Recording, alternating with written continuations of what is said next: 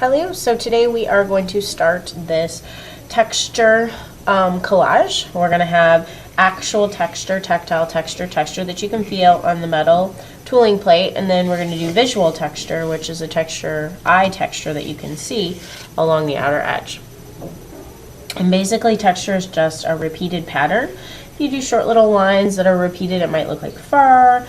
If you do a bumpy line repeated over and over again, it might look like scales. So just depending on whatever pattern you draw might look like some sort of texture in real life.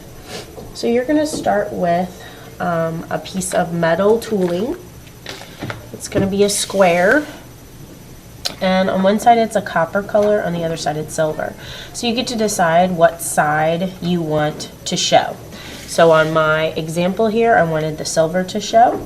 So I worked on the copper side so that it would push up to create that texture on the silver side.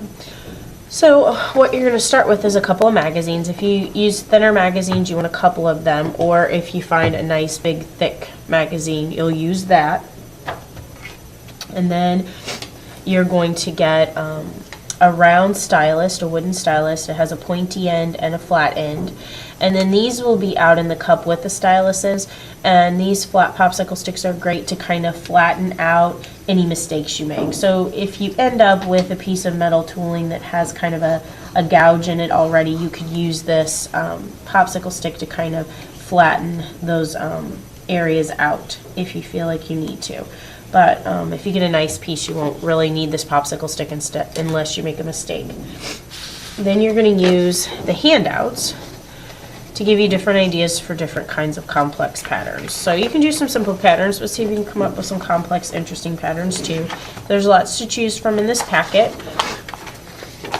And I want you to do at least 3 different textures on your metal tooling plate. It might be better if you do 5 or 6, but at least 3. And I kind of like to start in the middle and work my way out. So I think for this I'm going to just take my stylus, the pointy end of my stylus, and I'm just going to begin by drawing some repeated lines. And you want to push into the metal to make a indention in the metal. You don't want to push really hard into the metal because you could tear the metal or put a hole in it. Now, if you make a mistake, you could flip it over and use this popsicle stick to kind of smooth out those mistakes that you made and try again. But the popsicle stick won't fix everything, so you're going to have to be careful because you only get one piece of metal. You don't get to help yourself to more than one piece. So take your time and work carefully so that you don't need a second piece of metal. Oh, I just tore a hole in my metal because I pushed too hard right there. There's a little hole. So I can flip it over, take my popsicle stick, and kind of gently rub that area to see if I could kind of get that hole to close back up. And I did get it to close up a little bit. I mean, there's still a hole there, but it's a small hole. And then I'm just going to take my stylus and try to push that area back down a little bit. So that's all right. I mean, the little hole is okay. You want to try to avoid those, but it's all right. Alright, that's kind of a simple pattern that I could leave, but I think I'm going to add some curved lines from one of these lines to the next. It's going to end up kind of looking like a cobweb or a spider web.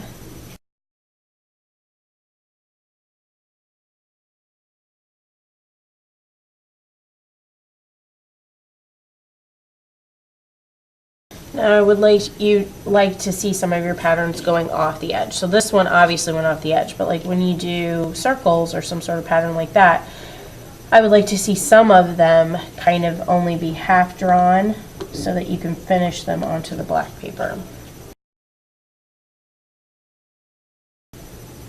You also want to be careful with your fingers along the edge of the metal. If you run your finger across the metal too quickly, it will create a cut. It'll be like a paper cut. Like if you run your finger across the edge of a paper, you get a paper cut. If you run your finger across the edge of this metal, you'll get a cut as well. And it doesn't feel good. It's not fun. So you want to be real careful along the edges of your metal when you're working with it.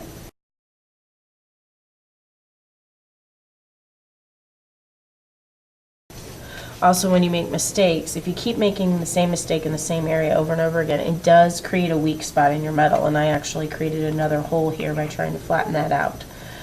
Alright, so now that I have my metal tooling finished with the pattern on it, I have 2 areas of holes on it, and I'm just accepting what I have because I don't get a second piece of metal, so I just have to make it work. So when I lay it on this black paper, you can kind of see where I have a hole here and here, but it's really okay. You know, you can try and work with it a little bit and try to get that hole to be a little bit smaller by pushing the hole on each side together, and that closes that hole up as much as possible. Now, when you glue your metal tooling onto your black paper, first thing I want you to do is take a white colored pencil and write your name and the day you have art. Day A, day B, day C. Flip it over, and then I want you to glue your metal tooling onto the middle of your black paper. And you can glue it in a square, just like I did here. Or if you want to turn it and do it on a diamond, you can do it on a diamond. But you want to make sure the edges are flat. Then I'm going to flip this over because the copper side, I'm just going to go ahead and glue it copper side up. So it'll be recessed texture. The texture that I pushed will go down instead of up, but I can still feel that, and it's still tactile texture. Touching texture. So when you glue your metal on, you have to be generous with the glue. You've got to put a nice thick bead of glue, a frame of glue.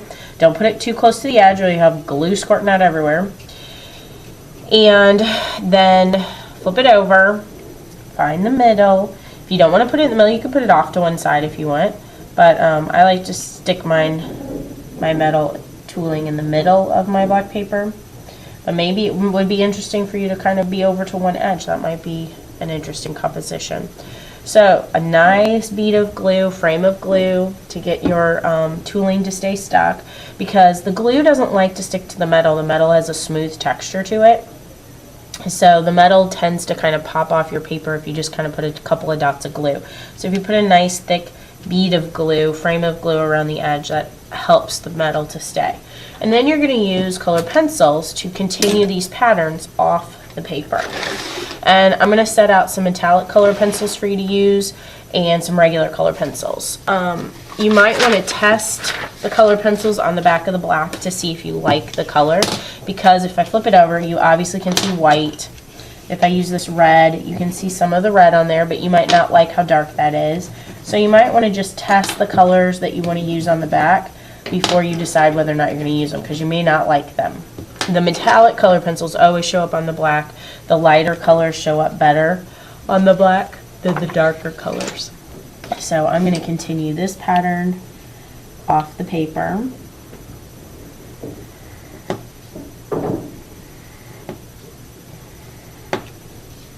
And colored pencil does not erase, it usually smears. You might get lucky and be able to erase some of your colored pencil, but I never have that luck. And so you want to take your time. If you make a mistake with the colored pencil, see what you can do to kind of make it work and camouflage. And I just broke my colored pencil, so I need to resharpen it. And then I want you to color some of the pattern that's on the black paper. So even though we couldn't really color the pattern that's on the metal because it kind of creates holes and it's hard to color, we're going to color it on the black paper. So I'm going to color one in, skip one, color one in, skip one, color one in.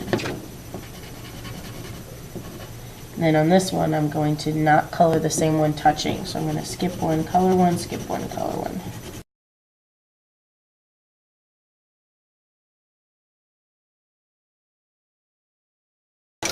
Alright, now the pattern from my tooling, my metal, only does this, and I have this big opening here. So I'm going to add some more pattern just to kind of fill in this space.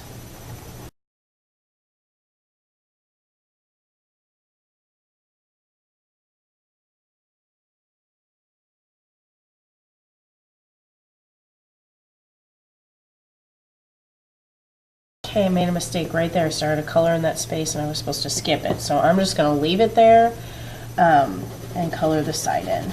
You could try to make maybe that line wider, that area wider to kind of camouflage that. It's really just your preference. And so now as I get towards the end of this assignment, I'm filling in this pattern, just continuing it across the paper to fill in the black space. All right, and I think I have completed my tactile and visual texture collage.